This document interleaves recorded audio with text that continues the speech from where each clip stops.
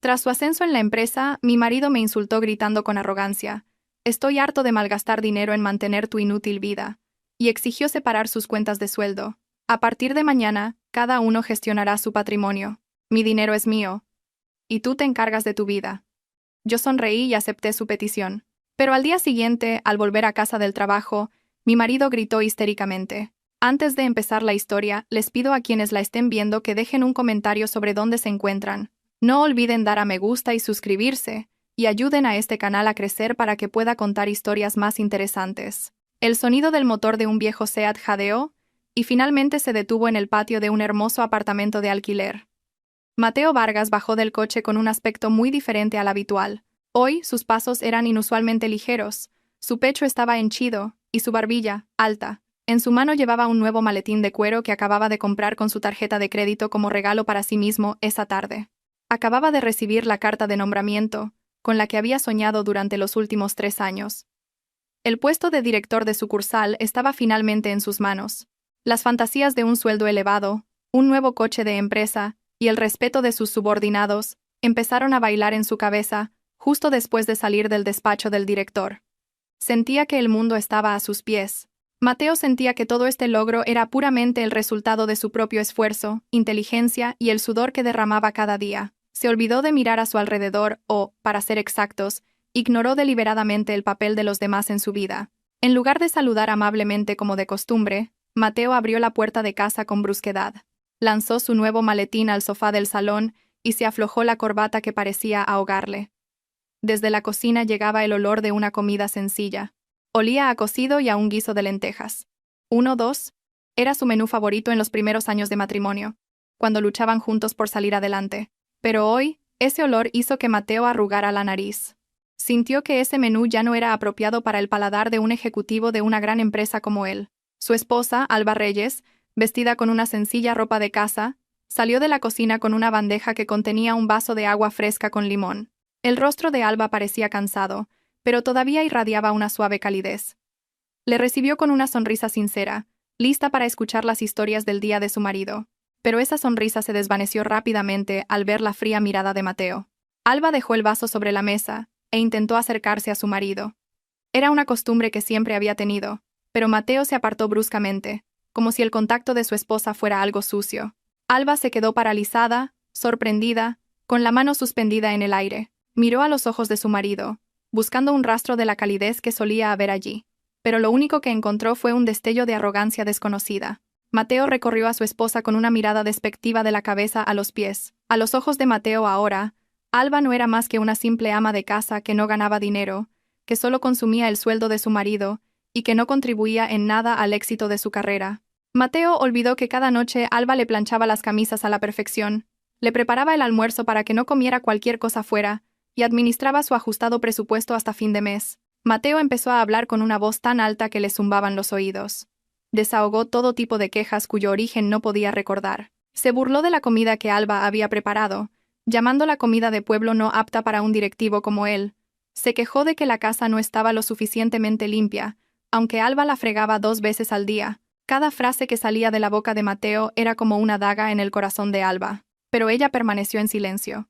Alba se quedó allí como una estatua, escuchando las duras palabras de su marido con una paciencia asombrosa. Sabía que su marido estaba embriagado por el éxito, pero no sabía que esa embriaguez lo convertiría en un monstruo. Al ver el silencio de su esposa, Mateo se envalentonó aún más. Pensó que sus argumentos eran correctos y que Alba no rebatía por un sentimiento de culpa por ser una carga. La ira de Mateo alcanzó su punto álgido cuando sacó a relucir los asuntos financieros. Sacó su cartera y arrojó varias facturas de la luz y el agua a la cara de Alba. Los papeles se esparcieron por el suelo. Mateo gritó. Su voz resonó en el pequeño salón. Dijo que estaba harto. Se sentía cansado de trabajar hasta los huesos de la mañana a la noche para mantener lo que él consideraba la vida inútil de Alba. Las palabras salieron sin filtro. Mateo llamó a Alba un parásito que solo sabía exigir y malgastar los frutos de su esfuerzo. Mencionó cada euro que le había dado para la compra como si fuera una deuda de gratitud impagable. Mateo jadeaba. Su rostro estaba rojo por la furia que él mismo había creado. Todavía sin aliento, Mateo pronunció las últimas palabras que cambiarían el destino de su matrimonio para siempre. Dijo con firmeza y rotundidad que, a partir de ese momento, quería separar su cuenta de sueldo. Ya no quería que Alba gestionara sus finanzas. Quería disfrutar de su ahora elevado sueldo, gastándolo él mismo en cosas que se ajustaran a su nuevo estilo de vida, no en lo que él consideraba artículos domésticos derrochadores. Exigió a Alba que se ganara la vida por sí misma si podía. Mateo concluyó su cruel discurso con unas palabras muy hirientes. Dijo que estaba harto de malgastar dinero en mantener la inútil vida de Alba. Alba guardó silencio por un momento. Un silencio asfixiante llenó la habitación. Solo se oía el tic-tac del reloj de pared, como si contara la cuenta atrás para el derrumbe del ego de Mateo. Lentamente, Alba bajó la cabeza y cogió el vaso de agua con limón que había preparado antes. Bebió un sorbo, como si intentara calmar su agitado corazón. Cuando volvió a levantar la vista, no había lágrimas en sus mejillas, no había sollozos. Tampoco hubo las súplicas ni la histeria que Mateo había imaginado. En su lugar, los labios de Alba se curvaron en una sonrisa. Era una sonrisa muy dulce, pero si se miraba de cerca, era extrañamente escalofriante. Los ojos de Alba, normalmente suaves, estaban ahora tranquilos y absorbentes como la superficie de un lago profundo y oscuro. Con una voz muy calmada y contenida, Alba aceptó la petición de su marido. Dijo que si ese era realmente el deseo de Mateo, lo cumpliría. Estuvo de acuerdo en separar las cuentas y los bienes a partir de ese momento. Prometió no tocar ni un solo euro del dinero de Mateo. Alba aclaró el acuerdo preguntando una vez más si Mateo realmente quería separar por completo los derechos de Mateo de los derechos de Alba. Embriagado por la victoria, Mateo sonrió con cinismo y asintió con firmeza. Se sintió aliviado, como si se hubiera quitado un gran peso de encima. Imaginó una vida libre con dinero abundante sin los sermones de su esposa. Sin decir palabra, Mateo se dirigió al dormitorio, dejando a Alba todavía de pie en el salón. Esa noche, Mateo durmió profundamente, soñando con coches nuevos y los elogios de sus amigos. No sabía que en el salón, Alba no podía dormir. Se sentó a la mesa del comedor y abrió una pequeña libreta negra. Llamó a alguien con una voz baja pero firme. Alba dio instrucciones para que enviaran un camión de mudanzas a primera hora de la mañana siguiente, justo después de que Mateo se fuera a trabajar. También contactó con una persona llamada Adrián, para que preparara unos documentos importantes. Alba miró la casa, que había cuidado con amor durante los últimos 5 años. Su mirada estaba ahora vacía. Su amor había sido traicionado por la arrogancia. Cerró la libreta.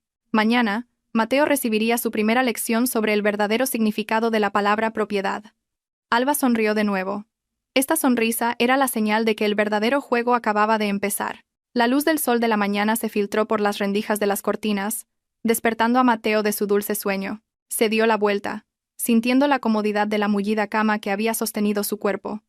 Se levantó perezosamente, esperando, como de costumbre, que el aroma a café recién hecho llenara la mesa del comedor. Pero esta mañana era diferente. La casa estaba en silencio. No se oía el tintineo de una cuchara contra una taza.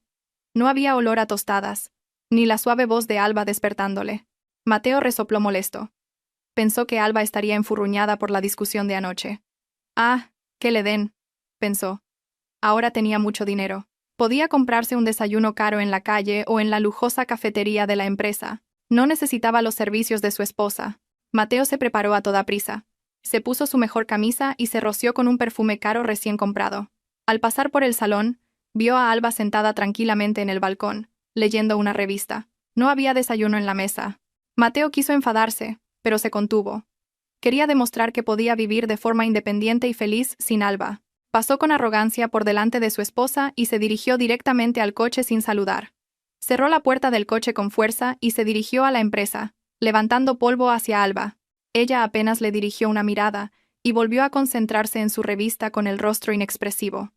Tan pronto como el coche de Mateo desapareció de la esquina, Alba se levantó de inmediato. Un gran camión amarillo se detuvo frente a la valla de su casa. Varios hombres con uniforme bajaron y empezaron a trabajar siguiendo las instrucciones de Alba. En la empresa, Mateo se sentía como un rey. Presumía de su nueva tarjeta de visita a todo el que se encontraba. También empezó a acercarse a la nueva secretaria, Valeria Soler, una mujer de aspecto atractivo y sofisticado. Mateo invitó a Valeria a almorzar en un restaurante caro y la agasajó con platos cuyo precio equivalía a la compra de una semana de Alba. Al ver el derroche de Mateo, Valeria le colmó de dulces cumplidos, lo que infló aún más su ego. Mateo sintió que esta era la vida que debía vivir. Una vida rodeado de mujeres hermosas, comida deliciosa y un dinero que parecía inagotable. Se olvidó de que la factura de la tarjeta de crédito llegaría el mes siguiente. Se olvidó de que su nuevo sueldo aún no había llegado, por lo que el saldo de su cuenta no era tan abultado como pensaba. Simplemente estaba tirando de sus viejos ahorros, que ya empezaban a agotarse. Al atardecer, Mateo regresó a casa de buen humor. Se imaginó relajándose en el mullido sofá mientras veía un partido de fútbol en el televisor de pantalla plana de 60 pulgadas del salón. Incluso pensó en restregarle a Alba el recibo del caro almuerzo, mostrándole que podía comer cosas deliciosas sin ella. Su coche entró en el patio de la casa. El ambiente en la casa era oscuro. A pesar de que empezaba a atardecer, la luz del porche no estaba encendida. Mateo refunfuñó para sus adentros, culpando a Alba por su pereza para encender las luces. Bajó del coche, y buscando a tientas las llaves en el bolsillo, se dirigió a la puerta principal. Cuando la puerta se abrió, Mateo sintió que algo iba mal. El eco de sus pasos resonó en las paredes de la casa. Buscó a tientas el interruptor y lo pulsó. La luz fluorescente llenó la habitación, y en ese mismo instante, Mateo gritó histéricamente. Sus ojos se abrieron como si fueran a salirse de sus órbitas. El maletín que llevaba en la mano cayó al suelo con un golpe sordo. El espectáculo que se extendía ante sus ojos era realmente increíble. El salón estaba vacío. Completamente vacío. El mullido sofá de cuero importado. La elegante mesa de cristal. La gruesa alfombra de pelo. La vitrina con cristalería. Los cuadros de las paredes. E incluso las lujosas cortinas de las ventanas. Todo había desaparecido. No quedaba nada, salvo una fina capa de polvo que marcaba el lugar donde antes habían estado esos objetos. Mateo, presa del pánico, corrió hacia el dormitorio principal. Vacío. Su preciado televisor de gran tamaño, el sistema de cine en casa, la mesa de comedor de madera, el frigorífico de 2 puertas, el purificador de agua, el microondas, todo había desaparecido. La cocina estaba impecable, sin fogones, ni platos, ni siquiera una sola cuchara. Mateo parecía un loco. Corrió al dormitorio principal. La cómoda cama king size también había desaparecido. No había el gran armario donde guardaba su ropa. Lo único que quedaba en medio de la habitación era un viejo y delgado edredón de algodón que usaba en sus tiempos de estudiante. Estaba simplemente tirado en el frío suelo de baldosas. Un montón de sus trajes yacía desordenado sobre ese edredón. Mateo gritó el nombre de Alba. Su voz estaba llena de rabia y terror. Pensó que unos ladrones habían entrado en la casa y la habían desvalijado por completo. Salió corriendo de la casa y encontró a Alba sentada tranquilamente en una barata silla de plástico en el porche. Era la única silla que quedaba. Alba bebía un té caliente en un vaso de plástico. Su rostro estaba sereno, en contraste con el de Mateo, que estaba pálido y sudaba frío. Mateo le gritó a Alba, preguntándole a dónde habían ido todas sus cosas. La acusó de ser descuidada y de permitir que unos ladrones saquearan la casa mientras él estaba trabajando. La insultó llamándola una esposa estúpida incapaz de proteger sus bienes. Alba dejó lentamente el vaso de plástico. Se levantó y miró a Mateo directamente a los ojos. Con un tono relajado pero agudo, Alba le explicó lo que había sucedido. Le recordó a Mateo el acuerdo de la noche anterior. Mateo había exigido una separación de bienes, diciendo que su dinero era suyo, y que Alba debía valerse por sí misma. Alba le dijo que todos los muebles que habían desaparecido, desde el sofá hasta el televisor, el frigorífico y la cama, eran cosas que ella había comprado con sus ahorros personales y la herencia de su difunto padre. Alba tenía todos los recibos de compra a su nombre. Como Mateo había exigido una separación clara, Alba dijo que se había mudado con todas sus pertenencias. Mateo se quedó petrificado, con la boca abierta. Hizo memoria y su corazón se hundió al darse cuenta de que las palabras de su esposa eran ciertas. Su sueldo apenas había sido suficiente para cubrir la letra del coche y sus gastos personales. Mientras tanto, los enseres domésticos habían sido comprados poco a poco y en silencio por Alba para hacer de su casa un lugar cómodo. Alba señaló el viejo edredón de algodón en la habitación. Dijo que ese edredón era lo único que se había comprado con el dinero de Mateo hacía 5 años. Por lo tanto, ese era el único bien de Mateo en esa casa. Alba también le informó de que había alquilado un apartamento para ella, y que sus cosas ya habían sido trasladadas allí. Alba cogió su bolso y se dirigió a la puerta, donde ya la esperaba un taxi. Antes de subir al coche, Alba se dio la vuelta y miró a Mateo, que seguía paralizado en el porche de la casa oscura y vacía. Alba le deseó buenas noches y le dijo que disfrutara durmiendo sobre su patrimonio. Mateo no podía moverse. Solo pudo ver cómo su esposa se alejaba. Esa noche, dentro de la casa grande pero vacía y resonante, Mateo se sentó de rodillas sobre su delgado edredón. Tenía hambre pero no había cocina para cocinar, y en su cartera no había dinero en efectivo porque se lo había gastado todo en agasajar a Valeria. En un silencio doloroso, por primera vez, la arrogancia de Mateo empezó a resquebrajarse, y en su lugar se instaló una soledad abrumadora. Esa mañana, Mateo se despertó con un dolor punzante en la espalda. El delgado edredón de sus tiempos universitarios había perdido su elasticidad hacía mucho tiempo, y su cuerpo, después de pasar una noche en el frío suelo de baldosas, estaba dolorido como si fuera a romperse. Parpadeó, esperando que la vista de la habitación vacía fuera solo una pesadilla, pero la realidad le golpeó sin piedad. El techo alto sin ninguna decoración de araña, las paredes desnudas sin un solo cuadro, y la ausencia del gran armario, le hicieron darse cuenta de que los acontecimientos de la tarde anterior eran reales. Alba se había ido de verdad y se había llevado todo lo de la casa. Mateo intentó levantarse, ignorando el hambre que le roía el estómago por no haber cenado anoche. Se tambaleó hasta el baño, pensando en asearse antes de ir a trabajar. Abrió el grifo del lavabo, esperando que el agua fría le aclarara la confusión de su mente. Pero no salió agua. El grifo emitió un silbido por un momento, y luego se quedó completamente en silencio. Mateo frunció el ceño y probó a abrir el grifo de la ducha. El resultado fue el mismo. Pensó que quizás había un problema con las tuberías en el complejo de apartamentos. Molesto, pulsó el interruptor de la luz del baño. La habitación estaba un poco oscura. No había luz. La bombilla no se encendió. Mateo empezó a entrar en pánico. Salió corriendo de la habitación y corrió hacia el interruptor general del salón para intentar encender la luz del salón. Estaba oscuro. El ventilador de techo tampoco se movió. La electricidad de la casa se había cortado por completo. El calor bochornoso empezó a agobiarle, sumado a una sensación de pánico que se extendía hasta lo más profundo de su pecho. Inmediatamente sacó su teléfono móvil y con manos temblorosas buscó los números de atención al cliente de la compañía eléctrica y de la empresa de aguas. Sonaron varios tonos antes de que se oyera la voz de un operador.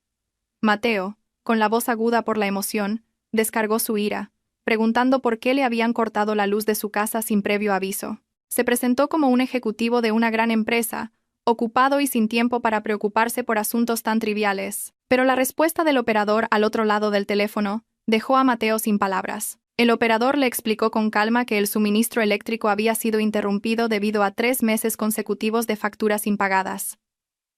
Mateo abrió los ojos de par en par. Hasta ahora, siempre le había dado a Alba el dinero para los gastos del hogar, y pensaba que ese dinero incluía todas las facturas de servicios públicos. Resultó que el dinero que le daba era muy insuficiente, y era Alba quien había estado cubriendo el déficit de las facturas de la luz y el agua con su propio dinero, sin una sola queja o notificación. Mateo colgó el teléfono sin fuerzas.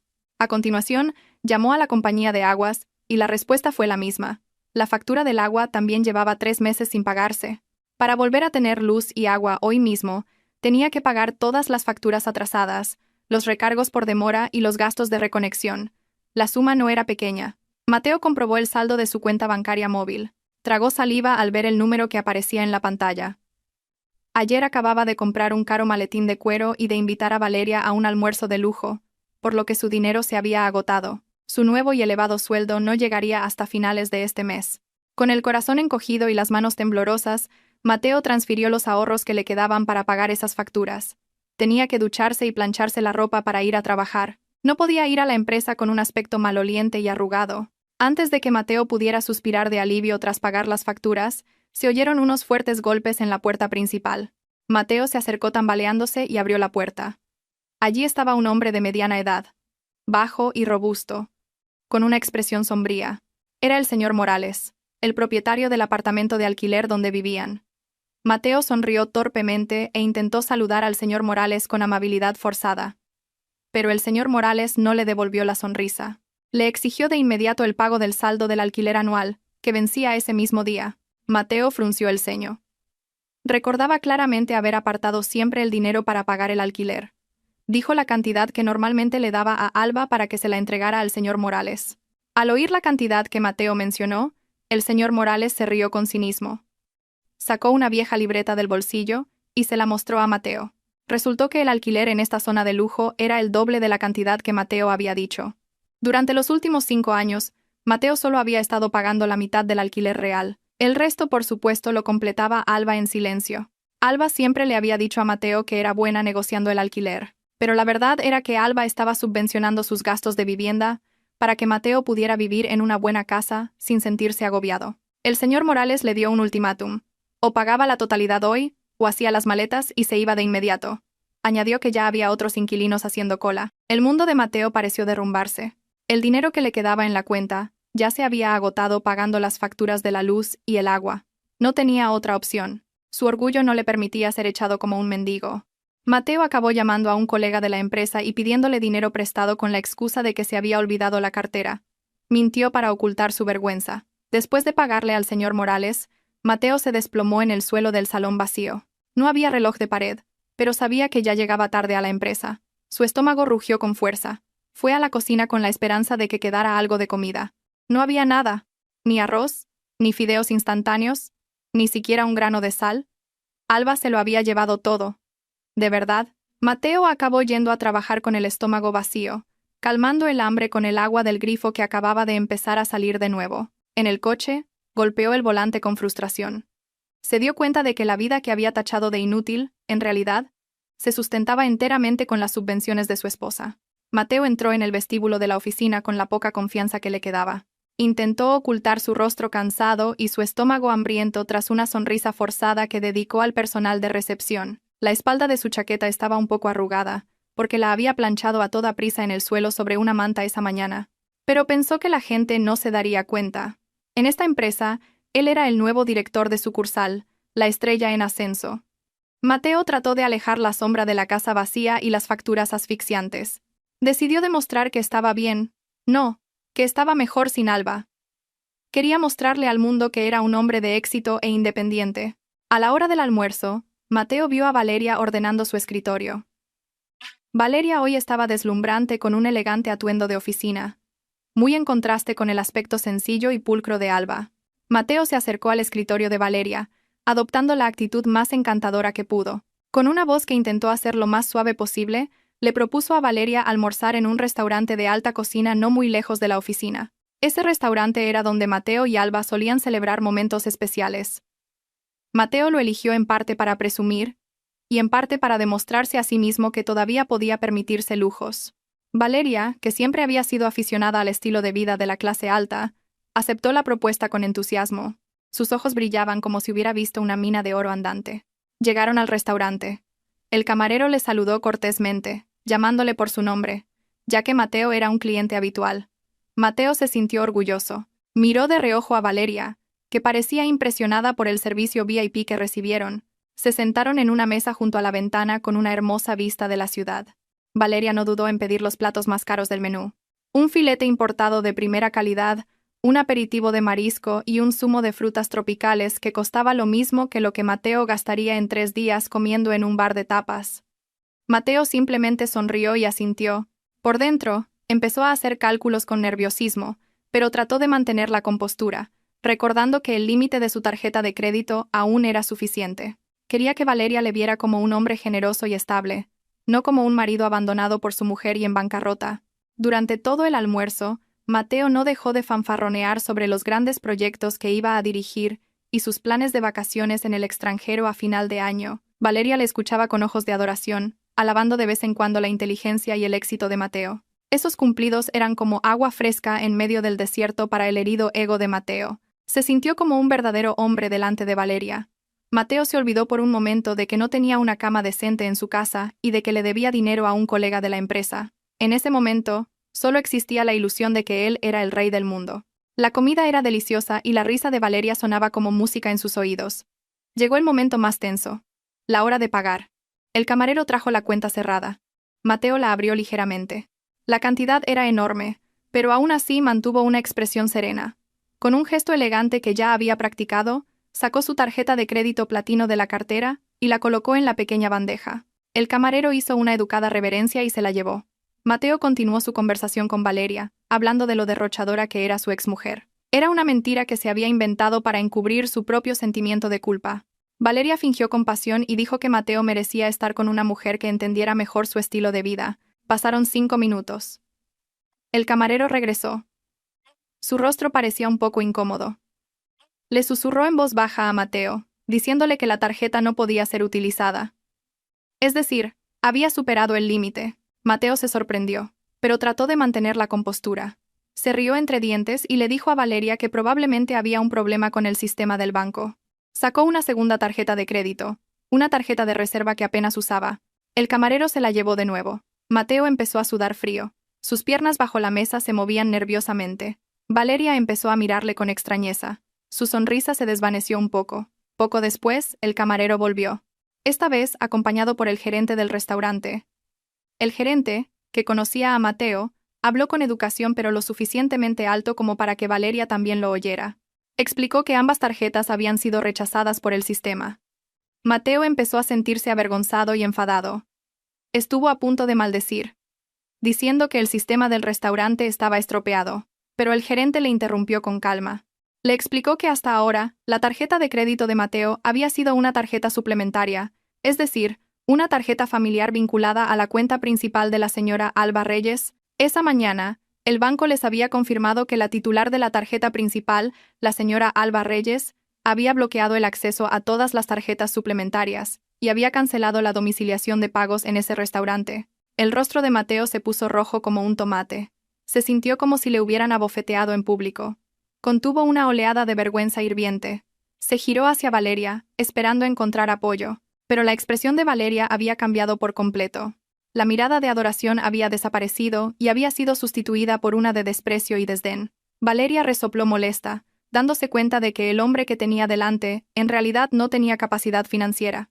Sin decir palabra, Valeria abrió su bolso, pagó su parte de la comida en efectivo y se levantó. Dijo bruscamente que le había surgido un asunto urgente y que tenía que volver a la oficina de inmediato. Valeria se fue así, dejando a Mateo sin mirar atrás. Mateo se quedó solo en esa mesa, convertido en el espectáculo de los demás camareros y clientes. No tenía suficiente dinero en efectivo para pagar el resto de la cuenta. Con su orgullo hecho añicos, Mateo tuvo que dejar como fianza su único objeto de lujo que le quedaba, un reloj caro, en el mostrador. Salió del restaurante con paso vacilante.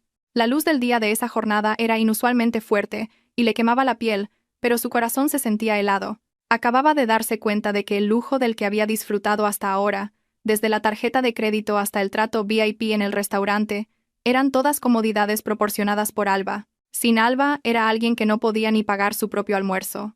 Su máscara de lujo se había resquebrajado, y su frágil verdadero yo había quedado al descubierto. Los días de Mateo estaban ahora llenos de una ansiedad asfixiante. El lujoso apartamento de alquiler, que antes se sentía cálido y confortable, se había convertido ahora en una cueva vacía, fría y desolada. Al no haber muebles, el más mínimo sonido rebotaba en las paredes, creando un eco de soledad que le partía el alma. Tras el humillante incidente en el restaurante, Mateo, al volver a casa, solo pudo cenar pan de molde sin mermelada. Se sentó con las piernas cruzadas en el duro suelo del salón, lamentando su suerte mientras miraba la pantalla vacía de su teléfono móvil. No había ningún mensaje de Valeria. Realmente había desaparecido después de saber que la tarjeta de crédito de Mateo había sido rechazada.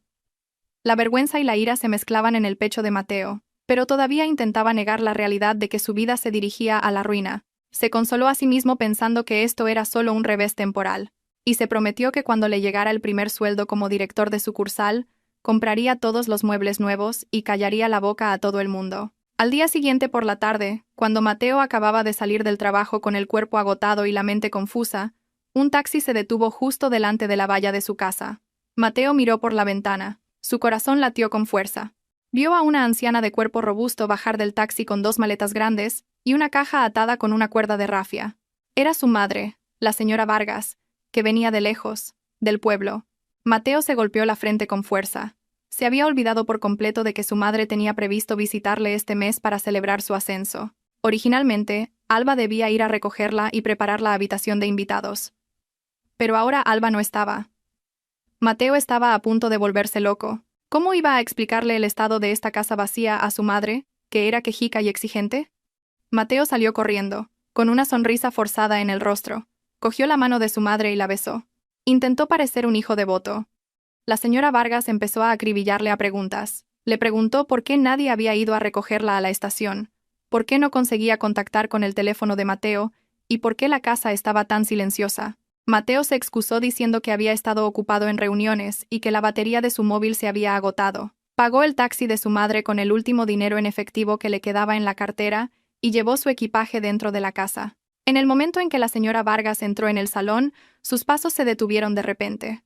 Sus ojos recorrieron la habitación con una mirada mezcla de confusión y horror. Abrió la boca de par en par al ver el suelo desnudo sin alfombra, las paredes sin adornos y la ausencia del mullido sofá en el que solía sentarse cada vez que venía de visita. La señora Vargas gritó asustada, preguntando qué le había pasado a la casa de su hijo. Dio por sentado que la casa acababa de ser asaltada. Mateo, que ya tenía una mentira preparada en su cabeza, respondió nervioso. Dijo que estaban remodelando el interior de la casa. Mintió diciendo que él y Alba querían cambiar el ambiente por un estilo minimalista moderno, por lo que habían vendido todos los muebles viejos y estaban esperando muebles nuevos importados del extranjero. La señora Vargas tenía una expresión escéptica, pero como quería mucho a su hijo, intentó creer esa razón. Miró a su alrededor buscando un sitio donde sentarse, pero no había ni una sola silla. Finalmente, refunfuñando, la señora Vargas se sentó en el suelo, quejándose de que le dolía la espalda después de un largo viaje. Preguntó, ¿dónde está Alba? ¿Por qué esa nuera mía no me recibe con una bebida fresca y unos aperitivos? Mateo se excusó diciendo que Alba había tenido que ir a casa de sus padres por un asunto urgente. Al oír el nombre de Alba, el rostro de la señora Vargas se endureció al instante. Empezó a criticar a su nuera. La señora Vargas dijo que Alba era una esposa que no conocía su lugar. ¿Cómo se atrevía a irse por ahí cuando su suegra venía de visita? No paró de despotricar sobre lo desgraciado que era Mateo por tener una esposa como Alba, que no servía bien a su marido. Mateo se limitó a escuchar. Le dolía el corazón. En el pasado, habría asentido con la cabeza y estado de acuerdo con las palabras de su madre, pero ahora, en esta casa vacía, sus palabras sonaban como una ironía que le abofeteaba. Antes, era siempre Alba quien preparaba la habitación de invitados con sábanas perfumadas, cocinaba los platos favoritos de la señora Vargas y le masajeaba las piernas a su madre sin que se lo pidieran.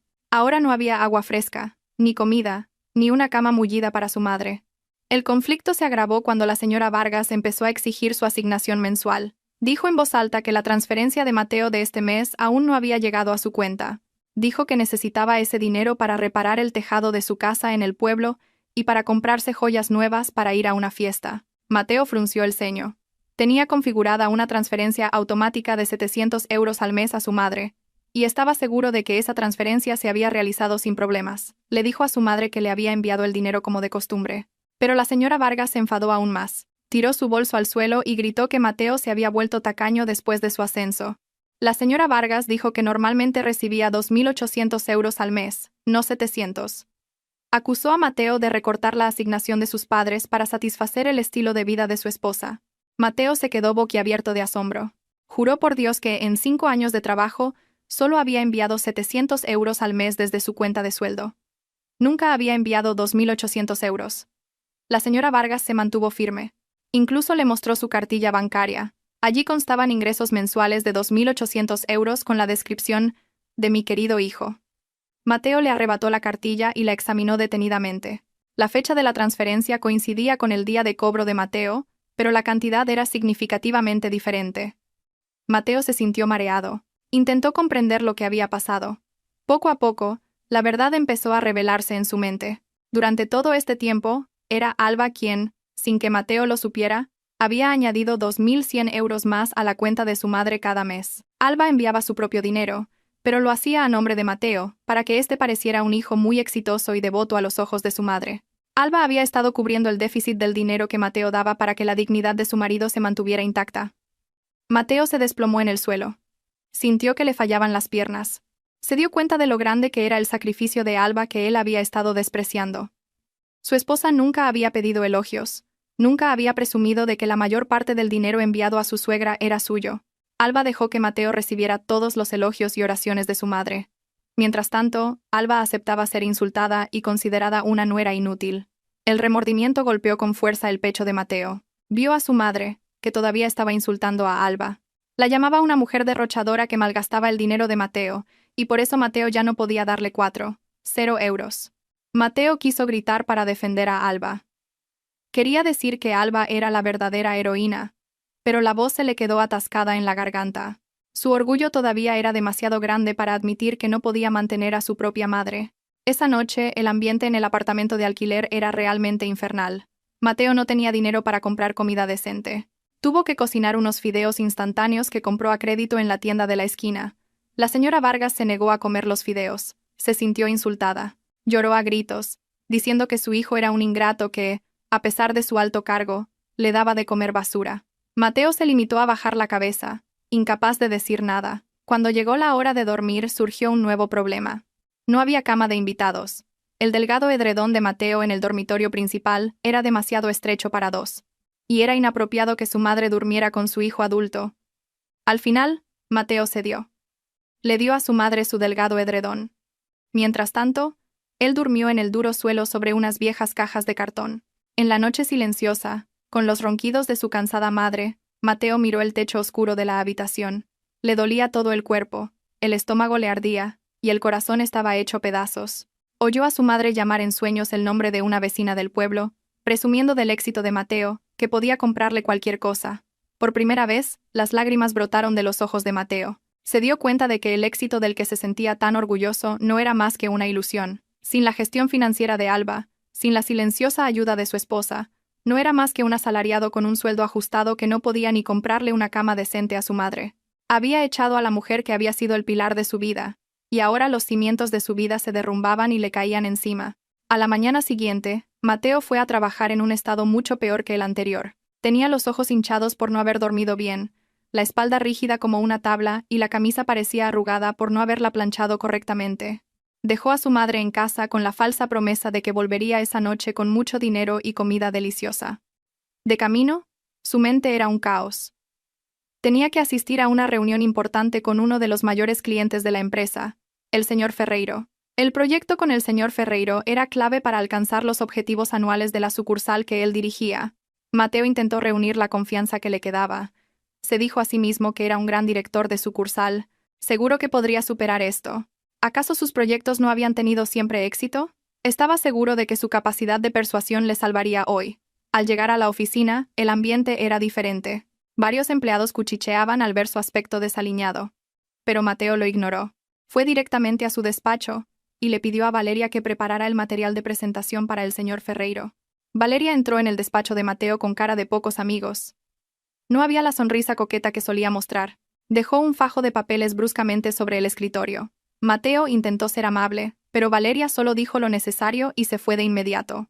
Mateo abrió los papeles y empezó a leer. Un sudor frío empezó a recorrerle las sienes. Vio una serie de números, gráficos de análisis de mercado y términos técnicos que le resultaban extraños. Antes, cada vez que había una gran presentación, Alba siempre le ayudaba en casa a estudiar el material. Alba le resumía los puntos importantes, le explicaba los factores de riesgo e incluso le daba consejos sobre estrategias de negociación. Mateo acababa de darse cuenta de que hasta ahora, él solo había sido la cara visible ante los clientes. Mientras tanto, el cerebro detrás de la estrategia era su esposa. A las 10 en punto, el señor Ferreiro llegó con su equipo. El hombre de mediana edad emanaba un fuerte aura de autoridad. Se sentaron en la fría sala de reuniones. Mateo se puso de pie al frente, intentando presentar la propuesta de colaboración para la renovación del contrato. Habló con su estilo de orador persuasivo, con palabras dulces y promesas de grandes beneficios. Pero cuando empezó el turno de preguntas y respuestas, la máscara de Mateo empezó a resquebrajarse. El señor Ferreiro hizo preguntas específicas sobre la mitigación de los riesgos de la volatilidad del mercado y el impacto de las nuevas regulaciones en su cadena de suministro. Mateo se quedó en silencio. No sabía la respuesta. Intentó responder dando rodeos con frases vacías y normativas. El señor Ferreiro frunció el ceño, insatisfecho con las respuestas superficiales.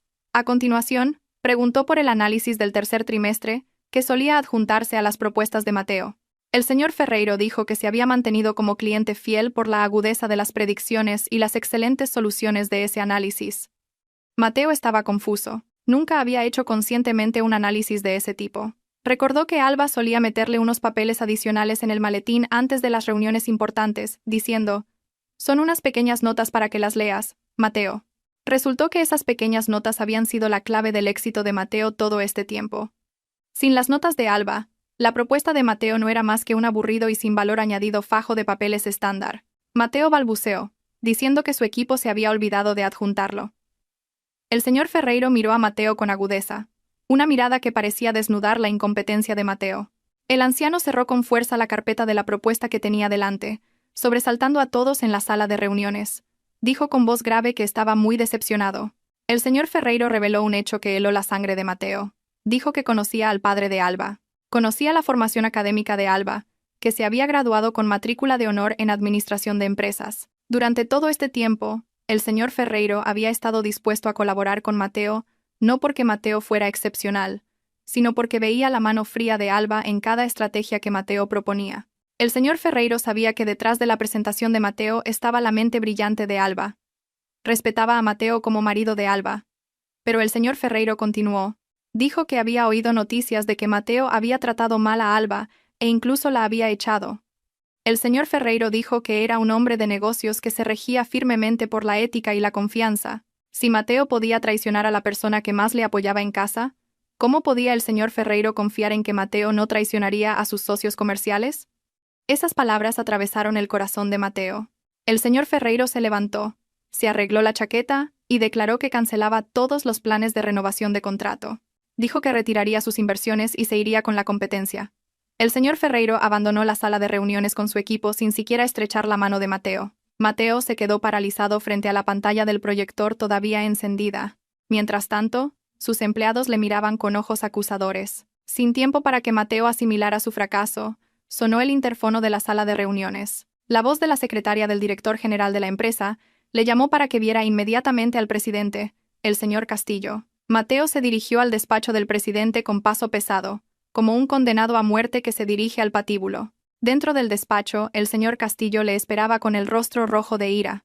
Resultó que el señor Ferreiro ya había llamado al señor Castillo para informarle del motivo de la cancelación del contrato. El señor Castillo reprendió a Mateo con ferocidad. Le llamó incompetente, descuidado, y le dijo que había causado a la empresa pérdidas de millones de euros al perder a un cliente importante. El señor Castillo le arrojó a Mateo un expediente con el informe mensual de resultados. El señor Castillo reveló otro hecho aún más doloroso. Le mostró que el gráfico de rendimiento de Mateo era en realidad mediocre, e incluso mostraba una tendencia a la baja en los aspectos técnicos. La única razón por la que Mateo había sido ascendido era por las valoraciones positivas de grandes clientes como el señor Ferreiro, que estaban satisfechos con el enfoque de Mateo. Ahora se había demostrado que esa satisfacción no provenía de Mateo, sino del consultor en la sombra que estaba detrás de él. El señor Castillo le dio una primera y última advertencia contundente.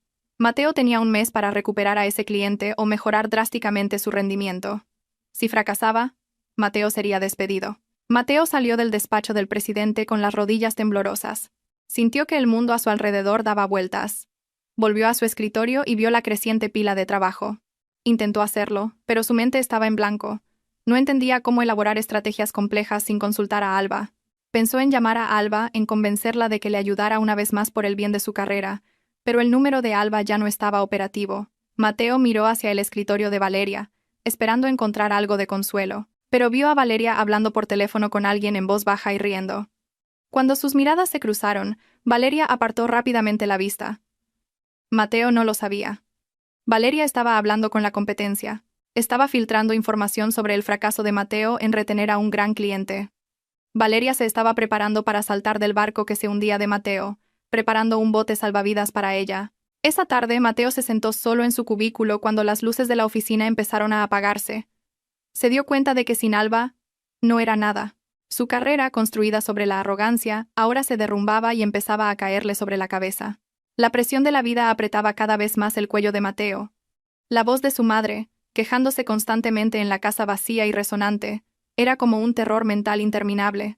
La señora Vargas comparaba sin cesar su situación actual con la cómoda vida que llevaba antes en el pueblo. Exigía que le comprara una cama nueva, un televisor nuevo y comida decente, como si Mateo tuviera un árbol del dinero en el patio trasero. Cada vez que Mateo intentaba explicarle que tenía dificultades económicas, su madre estallaba en cólera, acusándole de ocultar dinero para una nueva esposa u otra mujer. La verdad es que, lejos de tener otra mujer, Mateo tenía que estrujarse el cerebro para poder pagarse su propia comida. Su primer sueldo como director de sucursal aún no había llegado, y el saldo del dinero que le había prestado un colega de la empresa se estaba agotando. En esa desesperación, una idea astuta empezó a crecer en la mente de Mateo. Una idea alimentada por los susurros de su madre, que se sentía agraviada. Con una lógica simple impulsada por la codicia, la señora Vargas le sugirió a Mateo que presentara una demanda de divorcio contra Alba y exigiera la división de bienes. Según la señora Vargas, durante los 5 años de matrimonio, Todos los bienes que había en esa casa, incluidos los lujosos muebles que Alba se había llevado, eran bienes gananciales. No importaba quién los hubiera comprado. En un matrimonio, eran de ambos. La señora Vargas convenció a Mateo de que tenía derecho a la mitad del valor de esos bienes. Eso incluía los muchos ahorros de Alba, de los que solo había oído rumores. Ciego. Mateo aceptó la idea de inmediato. Sintió que esta era una salida instantánea a su pobreza. Imaginó que si podía conseguir la mitad de los bienes de Alba, podría pagar sus deudas, comprar muebles nuevos para su madre y volver a vivir lujosamente sin pensar. Y con el último dinero que le quedaba, Mateo contrató a un abogado barato que vio en un anuncio en la calle para que se encargara de la demanda de divorcio y la reclamación de bienes. Llegó el día de la mediación. Mateo se puso su mejor traje, que ahora parecía un poco gastado porque tenía que lavarlo a mano.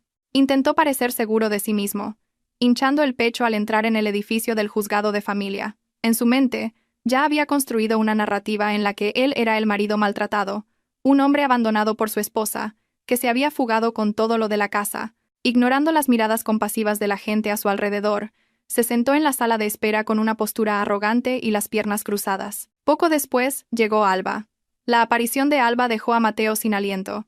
Se veía mucho más radiante que cuando estaba con él.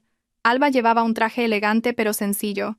Su rostro estaba luminoso y sereno. No estaba sola. A su lado caminaba un hombre de complexión robusta, con un rostro firme pero educado.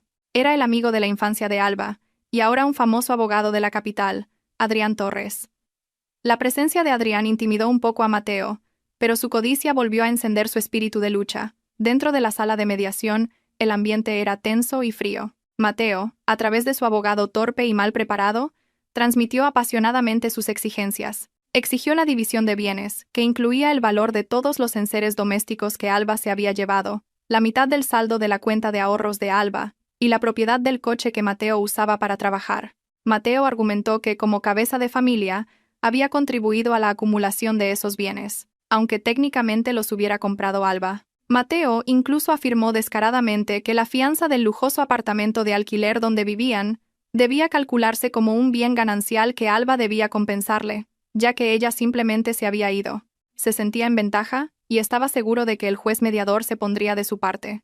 Alba escuchó todas esas exigencias con una expresión impasible. Se sentó en silencio con las manos juntas sobre las rodillas.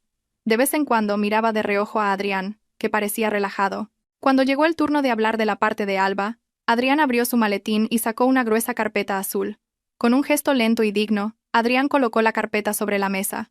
Adrián empezó a hablar con una voz de barítono clara y firme, refutando una por una las afirmaciones de Mateo con pruebas escritas irrefutables. Adrián explicó hechos legales que hicieron que el rostro de Mateo palideciera lentamente. Primero, sobre la casa en la que vivían. Adrián mostró los certificados de propiedad y el contrato de alquiler. La lujosa casa no era una vivienda de alquiler de propiedad privada, sino un activo inmobiliario propiedad del grupo empresarial de la familia de Alba, el Grupo Soldevila. Durante los últimos 5 años, el estatus de Mateo allí no era más que el de un inquilino subvencionado. Aún más sorprendente fue que Adrián mostró un registro de atrasos en el pago del alquiler. Resultó que el alquiler según el contrato original era mucho más alto de lo que Mateo había pagado. La diferencia había sido cubierta por Alba como una ayuda de esposa, pero como Mateo había exigido un cálculo profesional de los bienes, esa subvención se consideró nula. Legalmente, Mateo ahora tenía una deuda de alquiler atrasado con la empresa familiar de Alba que ascendía a cientos de miles de euros, ya que solo había pagado una fracción de su obligación real durante los últimos 5 años. Mateo abrió los ojos de par en par. Un sudor frío le recorrió la espalda. No terminó ahí. Adrián pasó al tema del coche. El coche sedán del que Mateo se sentía tan orgulloso y consideraba un símbolo de éxito, no estaba a nombre de Mateo ni de Alba a título personal. El coche era un activo de la oficina de una de las filiales de la empresa familiar de Alba, que le había sido prestado a Mateo por recomendación de Alba. Adrián presentó una notificación de recuperación de activos del vehículo. Como Mateo y Alba estaban en proceso de divorcio, esa facilidad de préstamo quedaba revocada. Mateo se enfrentaría a cargos de malversación de activos de la empresa si no devolvía el coche ese mismo día. Por último, en cuanto a los muebles y los ahorros, Adrián mostró pruebas legales de transferencias y recibos de compra.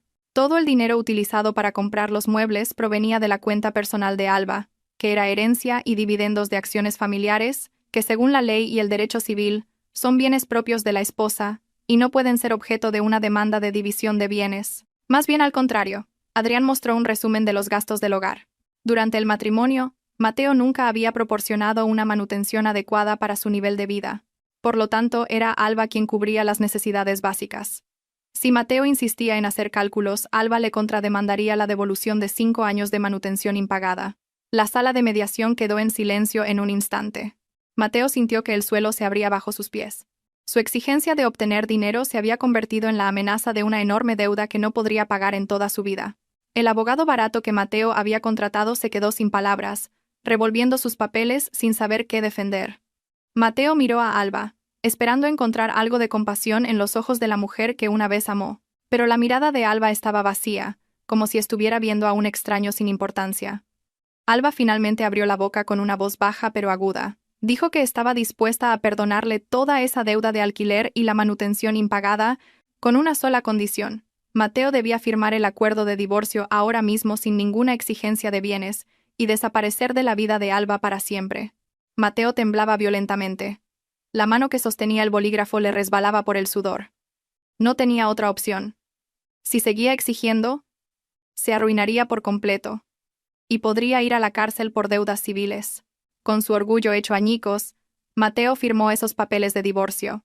Renunció a todos sus derechos. Salió del edificio del juzgado con paso vacilante, sin coche, sin dinero y sin esperanza.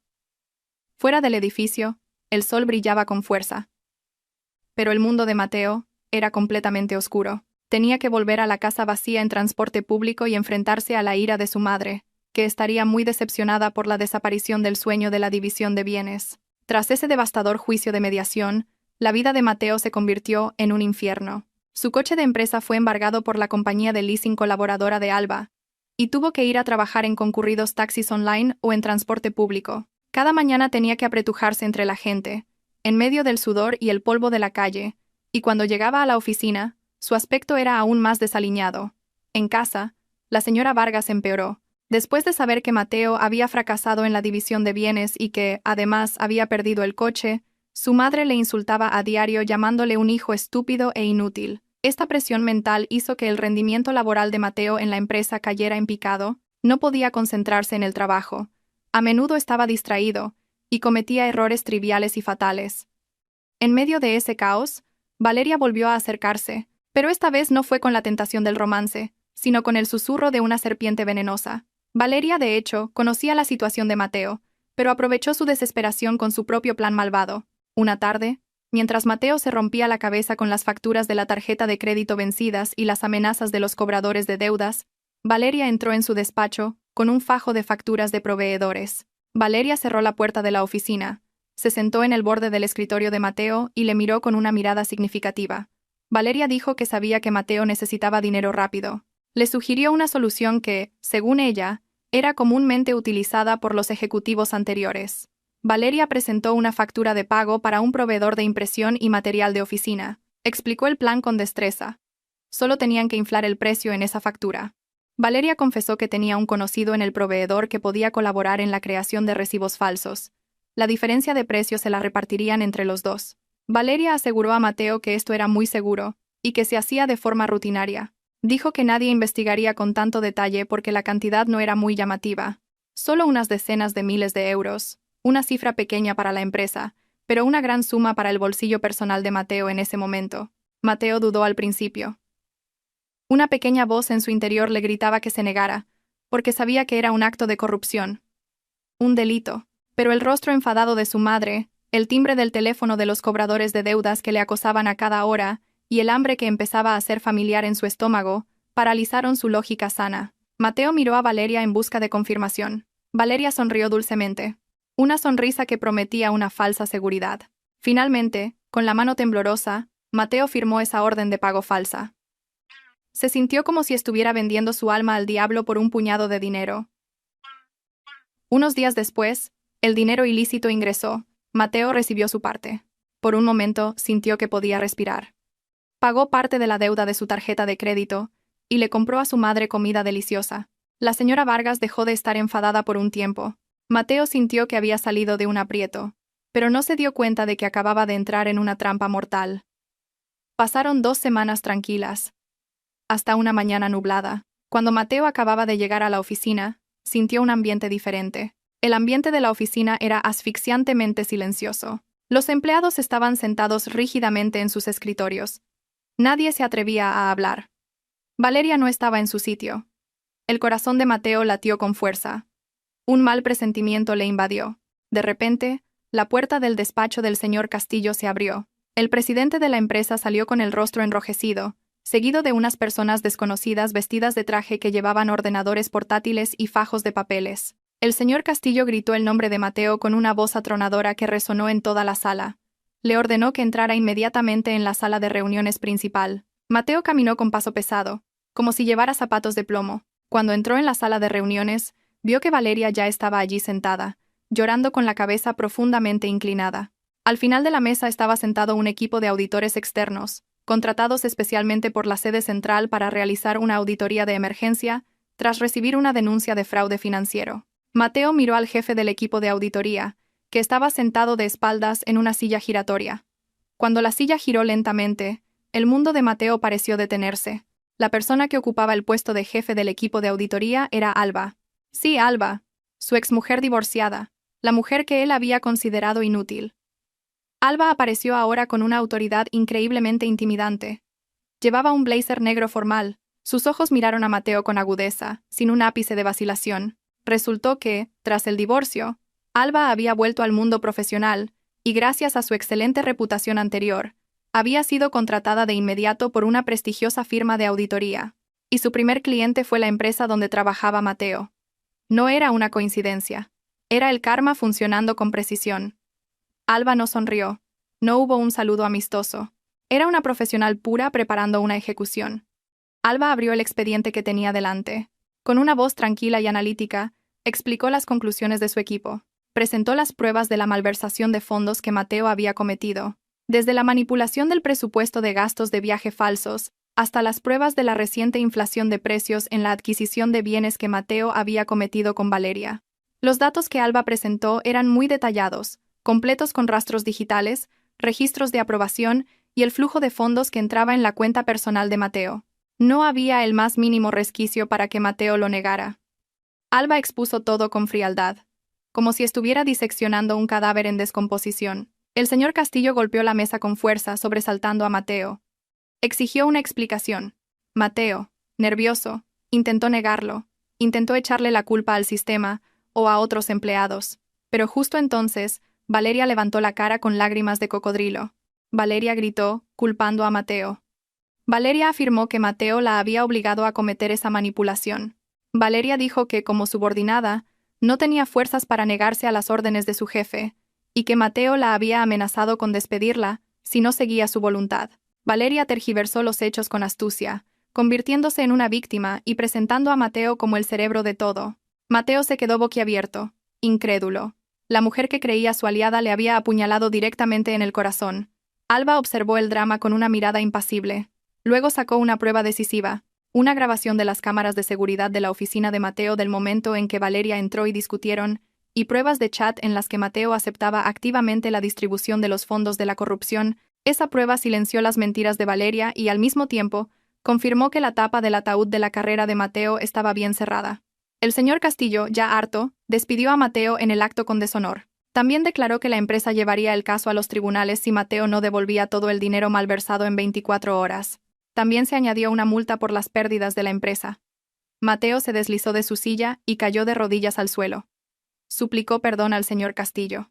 Incluso se acercó a Alba, llamando a su exmujer con una voz quebrada y llena de arrepentimiento, con la esperanza de que quedara algo de amor que pudiera salvarle. «Alba, por favor, ayúdame». Estaba loco, gimió. Pero Alba se levantó, recogió sus papeles y miró a Mateo desde arriba. «Estoy aquí como auditora independiente, señor Vargas. No como su esposa. El tiempo de la compasión terminó cuando usted firmó los papeles del divorcio». Alba se dio la vuelta y salió de la habitación con los miembros de su equipo, dejando a Mateo completamente destrozado y llorando en el frío suelo de la sala de reuniones. Mateo salió del lujoso edificio de oficinas con paso vacilante, como si llevara el peso del mundo sobre sus hombros. En su mano solo había una pequeña caja de cartón con sus efectos personales, una grapadora, una foto suya y una taza de café agrietada. El guardia de seguridad, que normalmente era educado con él, ahora le miraba con sospecha, asegurándose de que Mateo no se llevara ningún activo de la empresa. La fuerte luz del mediodía le quemaba la piel, pero Mateo sentía un frío que le calaba hasta los huesos. Lo había perdido todo en un instante. El cargo, el orgullo y el futuro de su carrera habían sido destrozados por la mano de la mujer a la que una vez llamó inútil. El señor Castillo le había dado un ultimátum contundente. Si no devolvía el dinero de la empresa en 24 horas, se pudriría en la cárcel. Esa amenaza resonaba terriblemente en sus oídos, ahogando el ruidoso claxon de la calle. En un pánico extremo, Mateo hizo lo único que se le ocurrió para evitar la cárcel. Vendió todas sus posesiones restantes. Su reloj caro fue vendido a un comerciante de segunda mano por una miseria porque necesitaba dinero rápido. Su ordenador portátil personal, su último smartphone, e incluso los zapatos de cuero de marca que llevaba puestos, fueron vendidos en un mercado de electrónica de segunda mano. Incluso canceló el pequeño saldo de su plan de pensiones. Apenas consiguió reunir el dinero para cubrir las pérdidas principales de la empresa y evitar así cargos penales. Aunque eso significara que ahora estaba realmente en la indigencia. No le quedaba ni un céntimo para pagar el alquiler del apartamento. Y mucho menos para comprar la cena. Mateo regresó al apartamento vacío con el rostro desaliñado y los ojos enrojecidos. Allí le esperaba la señora Vargas con una expresión feroz. La noticia del despido de Mateo se había extendido rápidamente, llegando a oídos de los vecinos, que cuchichearon hasta que finalmente llegó a oídos de su madre. La señora Vargas recibió a Mateo con una explosión de ira inmediata. No le preguntó a su hijo cómo se sentía. No le dio un abrazo de consuelo. Lo que salió de su boca fueron solo insultos sobre lo vergonzoso que era tener un hijo despedido por corrupción y que no había logrado hacerse rico. La señora Vargas se sintió engañada. Sus sueños de vivir cómodamente en su vejez se habían hecho añicos. Para la señora Vargas, un hijo sin dinero era una inversión fallida. Sin perder tiempo, la señora Vargas arrastró sus grandes maletas al salón. Declaró que volvería al pueblo ese mismo día. No tenía intención de vivir pasando penurias con Mateo en la ciudad. No podía soportar la humillación de ser el chismorreo de los vecinos del apartamento. Mateo se postró a los pies de su madre, suplicándole que se quedara y le ayudara a superar este difícil momento. Mateo dijo que todavía podía levantarse, que encontraría otro trabajo, pero la señora Vargas apartó bruscamente la mano de su hijo. Dijo con frialdad que solo volvería cuando Mateo volviera a tener éxito. La señora Vargas se fue de esa casa en un mototaxi, dejando a Mateo llorando solo en el frío suelo sin muebles. Fue el golpe definitivo que destrozó lo que quedaba de su espíritu. Al día siguiente, la pesadilla de Mateo continuó. El propietario vino y le echó a la fuerza cuando Mateo no pudo pagar el alquiler del mes siguiente. Mateo vagó por las calles con una bolsa de ropa a la espalda. Buscó trabajo por todas partes. Envió cientos de correos electrónicos de solicitud a empresas, desde grandes corporaciones hasta pequeñas startups, pero su reputación ya estaba arruinada. Su nombre estaba en la lista negra de la Asociación de Recursos Humanos del sector como un empleado que había cometido fraude. Ninguna empresa quiso aceptarle. Ni siquiera recibió una oferta de entrevista. La puerta de su carrera profesional estaba firmemente cerrada por sus propios errores. Desesperado, Mateo rebajó sus expectativas. Intentó ser repartidor o conductor sustituto, pero acababa de darse cuenta de que no tenía vehículo para conducir. El coche de empresa había sido embargado y no tenía moto. Intentó alquilar la cuenta de otra persona, pero no tenía dinero ni para pagar el depósito. Finalmente, el hambre le hizo abandonar todo el orgullo que le quedaba. Mateo caminó por las calurosas calles de la ciudad, ofreciendo su trabajo en restaurantes ambulantes, tiendas de comestibles e incluso en lavaderos de motos. Él, que antes se sentaba en una habitación con aire acondicionado y daba órdenes a sus subordinados, ahora suplicaba por trabajos de baja categoría por un solo plato de comida. La mayoría de la gente le rechazaba por su aspecto desaliñado y sus ojos que parecían inestables por la depresión. El destino le llevó de nuevo a ese lujoso restaurante donde solía cenar con Alba y donde fue humillado delante de Valeria. Mateo entró por la puerta trasera y se encontró con el jefe de cocina. Le suplicó que le diera cualquier trabajo. El jefe de cocina le miró con una mezcla de compasión y asco, y luego señaló una pila de platos sucios amontonados en un rincón de la habitación maloliente y húmeda.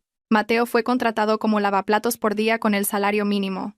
Esa noche, el exdirector de sucursal, Mateo, que había sido tan arrogante, estaba de pie frente a un gran fregadero grasiento lleno de restos de comida de otras personas.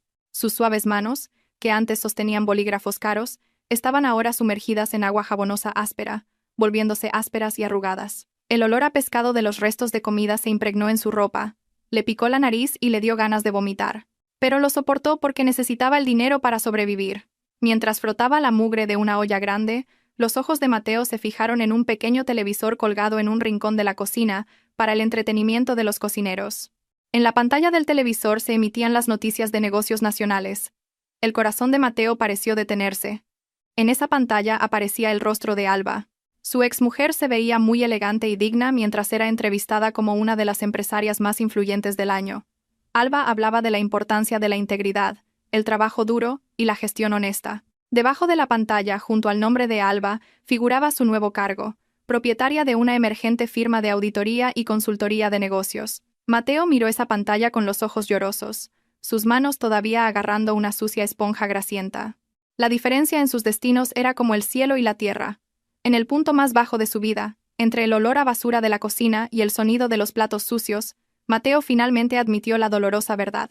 Alba era el diamante que él había tirado a la cuneta, y él no era más que un guijarro que se había considerado precioso. El arrepentimiento llegó demasiado tarde, muy tarde, y le oprimió el pecho asfixiantemente en medio del vapor caliente de la cocina del restaurante. Pasaron 2 años desde esa noche en la cocina del restaurante.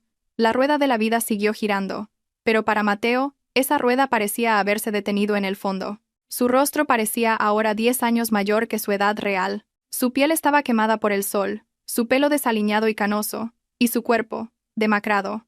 Mateo trabajaba ahora como aparcacoches ilegal en el lujoso distrito de negocios del centro de la ciudad. Cada día tenía que gritar para ordenar los vehículos, inhalar los gases de escape, y pelearse por el territorio con los matones del barrio por unas pocas monedas. Dormía bajo el alero de una tienda o, si tenía suerte, en un puesto de vigilancia. Su mente se había vuelto insensible. Su orgullo había sido enterrado hacía mucho tiempo junto con su glorioso pasado. Esta noche llovía a cántaros, lavando la ciudad sin piedad.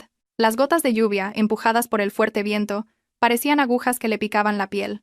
Mateo, vestido solo con un fino chubasquero de plástico naranja roto por todas partes, estaba de pie temblando frente al vestíbulo de un lujoso centro de convenciones. Dentro se celebraba un gran evento, la gran inauguración de la nueva sucursal de una empresa multinacional. Coches de lujo llegaban uno tras otro, dejando a invitados perfumados y elegantemente vestidos. La tarea de Mateo era sostener un paraguas desde la puerta del coche hasta el vestíbulo para que los invitados no se mojaran su cara ropa. Con la esperanza de recibir unos cuantos billetes por la compasión de los ricos, un reluciente sedán negro se detuvo justo delante del vestíbulo. Era el coche más lujoso que había llegado esa noche. Mateo se acercó rápidamente con un gran paraguas un poco roto en la mano. Abrió rápidamente la puerta del asiento trasero e hizo una profunda y respetuosa reverencia, como un sirviente. Un par de piernas largas con elegantes tacones altos pisaron el asfalto. Mateo le cubrió inmediatamente con el paraguas, intentando proteger a la mujer que bajaba del coche para que la lluvia no le salpicara. La mujer se irguió y se arregló su hermoso vestido. Un suave y familiar olor a perfume caro llegó a la nariz de Mateo, despertando recuerdos de un pasado enterrado. Mateo levantó ligeramente la cabeza para ver quién era esta honorable invitada.